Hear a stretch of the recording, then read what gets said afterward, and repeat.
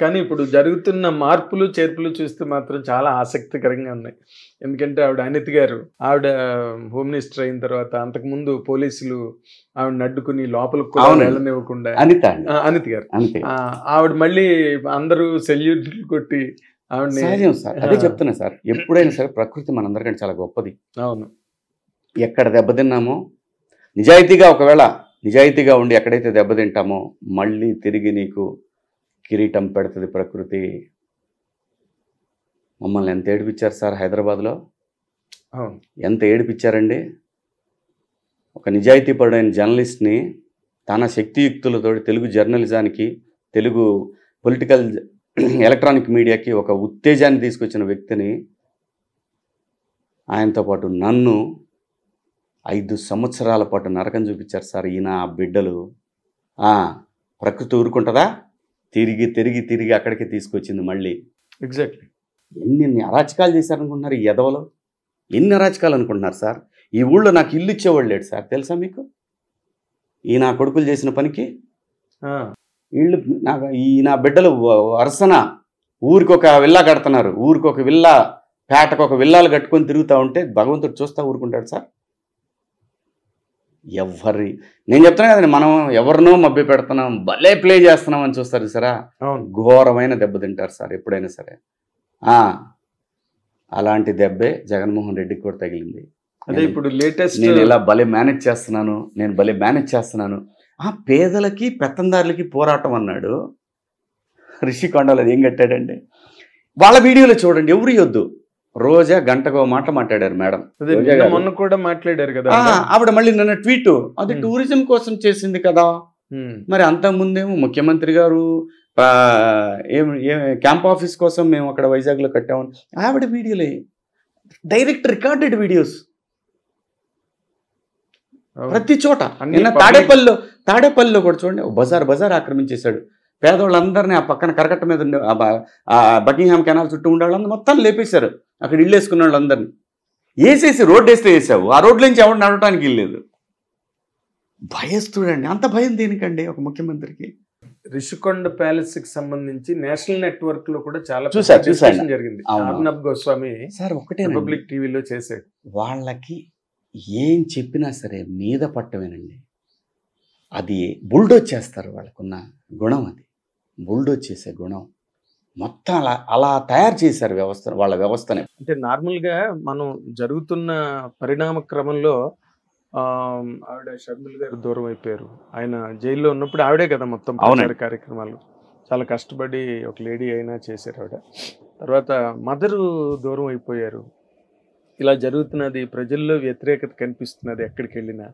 కానీ జగన్మోహన్ రెడ్డి గారి కార్యకర్తలు కానీ, లేకపోతే ఆ శ్రేణులు కానీ, లేకపోతే ఆయన అనుచరులు సహచరులు వీళ్ళందరూ కూడా ఏమాత్రం గ్రహించలేదండి ఇంత అన్యాయం జరుగుతోంది ఇక్కడ. సార్ ఒకటే గుర్తుపెట్టుకోండి, జగన్మోహన్ రెడ్డి గారికి ప్రజలు అనే పదం లేదండి, గుర్తుపెట్టుకోండి.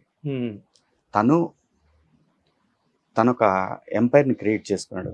దాంట్లో మీకు సోషల్ మీడియా అనేది ఒకటి, ఐప్యాక్ ఒకటి, దగ్గరగా ఉన్న బంధువులు ఒకటి, అలాగే తన సాక్షి ఛానల్ ఒకటి, సాక్షి పేపర్ ఒకటి. ఇది మాత్రమే తను, మిగతా ప్రజలతో అతనికి ఎటువంటి సంబంధాలు ఉండవండి. తను ఒక బిజినెస్ మ్యాన్ సార్. నేను మళ్ళీ చెప్తున్నా, ఆయన ఓకే సార్, నేను అదే దానికే వస్తున్నా. తన చెల్లెలు అనే పదాన్ని ఆ పార్టీలో జస్ట్ తనకు వ్యతిరేకంగా అయ్యిందని ఆవిడ గురించి ఎంత నీచంగా మాట్లాడారండి వాళ్ళే. సునీతమ్మ గురించి ఎంత మాట్లాడారండి నీచంగా. తండ్రిని, సొంత బాబాయ్ రక్తం మరిగిద్దండి. మీరే చెప్పారు చంద్రబాబు నాయుడు గారు చంపారని. చెల్లెలు పోయి ఘోషించింది అక్కడ. సొంత చెల్లెలు కూడా చెప్పింది ఇదే. అవినాష్ సాక్ష్యాలు ఎవరైతే చేశారో వాళ్ళే డైరెక్ట్ గా ఓపెనింగ్ గా చెప్పారు. సొంత చెల్లెలు అంటే అడిగింది, అన్నా దీని సంగతి తేల్చాలన్నా, ఇది మన సొంత బాబాయ్ అన్నా అని. ఆ చెల్లిని పరమ దుర్మార్గురాల్లాగా, చాలా చిల్లర మనిషిలాగా క్రియేట్ చేసేసి ఎంత దారుణంగా మాట్లాడారండి. తన అభిమాని ఇది అంటే దీన్ని ఏమంటారో ఏమో, నాకు భాష తెలియదు సార్. చాలా అన్యాయంగా పరిపాలన దగ్గర చెల్లెలు చెప్తానే ఉంది, మా అన్నకి తేడా మనిషి, మా అన్న వల్ల కాదు, ఇవన్నీ కూడా పడ్డాయండి మన ఎలక్షన్లో. ఆమెను ఇంకా లెక్కే ఉంది సార్. తనకి ఈ సంబంధాలు బంధాలు బాంధవ్యాలు ఉండుంటే పరిపాలన చాలా బాగా చేసేవాడు. నేర్చుకునేవాడు, ఫస్ట్ నేర్చుకునేవాడు. తను సింపతి అనే ఒక కార్డు మీద వచ్చి ఆంధ్రప్రదేశ్లో పరిపాలన అనేది పక్కన పెట్టి, జనంలోనేమో 3000 కిలోమీటర్లు తిరిగావా, జనానికి దూరంగా చుట్టూ కంచె వేసుకుని, ఐరన్ కంచె వేసుకుని బతుకుతావా, సెక్రటరియట్కి పోలేవా, జర్నలిస్టులను కలవలేవా, జర్నలిస్టుతో మీటింగ్లు పెట్టలేవా, ఎక్కాడా లేదా ఎక్కిన రోజు నుంచి జర్నలిస్టులతో కలుస్తున్నాడు చంద్రబాబు నాయుడు గారు. మొట్టమొదటి అసలు ఢిల్లీ వెళ్లే ముందు కూడా జర్నలిస్టులు అంటే ఇప్పుడు ఇది వారధి అండి, ప్రజలకిను ప్రభుత్వానికి వారధి జర్నలిస్టులు. వాళ్ళతో కలవకపోతే నువ్వేం చేస్తున్నావు, ఎలా చేస్తున్నావు అని ప్రజలు ప్రెస్ మీట్ తెలిసింది. ముందుకు వచ్చి మాట్లాడింది లేదండి లాస్ట్ 5 years లో. ఎలా ఉంటదంటే అండి, అసలు లేదు. నేను చెప్తాను కదా, అతను ఒక ఎంపైర్ అండి. ఖచ్చితంగా జగన్మోహన్ రెడ్డి అనే వ్యక్తి ప్రజాస్వామ్య దేశాల్లో పనికిరాడు. ఆయన ప్రజాస్వామ్య దేశాల్లో ఆయనతోని కాని పని. నియంతృత్వం ఉన్న చోట చంద్రబాబు నాయుడు గారి మీద కోపం ఉంటే అరెస్ట్ చేశావు, ప్రజలు ఏం చేశారో చెప్పారు. అన్న క్యాంటీన్లు ఏం చేసినావు, మీ నాన్న పేరు పెట్టు, పేదవాడికి అన్నం పెట్టేది రోజు. ఆ ప్రజావేదిక ఎందుకు కూల్చేశావు? చంద్రబాబు నాయుడు గారి ఇంటికి గోడ కట్టిపడేసి అక్కడి నుంచి నడిపించు. ప్రజావేదిక ఏం చేసింది, ఎందుకు కూల్చేశావు? చెయ్యాలనుకున్నప్పుడు ఎన్ని రకాలుగా పోలవరం రివర్స్ టెండరింగ్ అని చెప్పి 1700 కోట్ల రూపాయలు తగ్గించానని చెప్పి మీరు అక్కడ లిటరల్గా ఒక చిన్న ఇసుక పోసే కార్యక్రమానికి 3000 కోట్ల రూపాయలు ఇచ్చారండి కాంట్రాక్టర్. చాలా చాలా అసలు ఎంత దారుణమైన పరిస్థితి అంటే, నేను అంబటి రాంబాబు గారు అన్నాడు, నాకు అర్థం కాలేదండి ఇది, అసలు నాకే అర్థం కాలేదు. నీకెందుకు అర్థమైంది? మీ ఉద్దేశం అసలు ప్రజలు, ప్రభుత్వం, లేదంటే పరిపాలన, ప్రాజెక్టులు, రోడ్లు, ఇది ప్రజాస్వామ్యం అంటే, సమాజం అంటే ఇది వదిలేసి రోడ్లు వేయడంట. బడులు బాగు చేయించాను, బడులు ఐబీ గురించి, కరికులం గురించి, అన్నిటి గురించి అక్కడ ఒక అతను ఉంటాడు, ఒక పంతులు గారు ఉంటాడు, రాసిస్తాడు మొత్తం. అది మాట్లాడుతుంటాడు అతను. ఇంత మించి ఏం చేయడు అతను. మొత్తం ల్యాండు, మైను, శాండు, లిక్కరు ఎన్ని వస్తాయి తెలుసా? అవును, కొన్ని లక్షల కోట్ల రూపాయల సంపాదన బయటకు వస్తాయి. లక్షల కోట్లు కావచ్చు, కనీసం 1,00,000 కోట్ల లోపైన ఉంటుంది. ఎంతో 100 కోట్లకి కేజ్రీవాల్ లోపలేశారే. అవును, 1000 కోట్ల రూపాయల సంపాదన ఎవరి కోసమే? ఇది కర్మ నీ చుట్టూ తిరిగి వస్తుంది. ఈ సపోర్ట్ చేసే వాళ్ళందరికీ కూడా చూడండి, వాళ్ళకి తొందరలోనే నేర్పిద్ది ప్రకృతి. ఎందుకు సపోర్ట్ చేస్తున్నారు? కానీ నిజంగా అంటే ఈ సందర్భంగా అంటే చంద్రబాబు నాయుడు గారు కూడా దాన్ని బాగా చాలా సార్లు స్టేజ్ల మీద అక్నాలెడ్జ్ చేశారు. పవన్ కళ్యాణ్ గారు కలవడం, వాళ్ళిద్దరూ అసలు దాని మీద మీకు అసలు ఆ డెవలప్మెంట్స్ జరుగుతున్నప్పుడు మీకు ఏమనిపించింది? నేను లేనండి, నేను బిగ్ బాస్ హౌస్లో ఉన్నా. అంటే నేనుంటే అసలు వేరే ఉండేది, అది వేరే. నా నా నా మాట వేరు, నా ఉద్యమం వేరు, నా తీరు వేరు. బట్ నిన్న ఆయన ప్రమాణ స్వీకారం అంటే అసలు మామూలుగా జరగలే. అసలు ఎలా పవన్ కళ్యాణ్ గారు ఎలా ఉందండి, పదవి బాధ్యతలు ఎంత ఎమోషనల్ గా ఉంది, ఎంత కన్నుల పండగగా ఉంది. పవన్ కళ్యాణ్ గారిని నేను విమర్శించా, సద్విమర్శలు అయ్యి.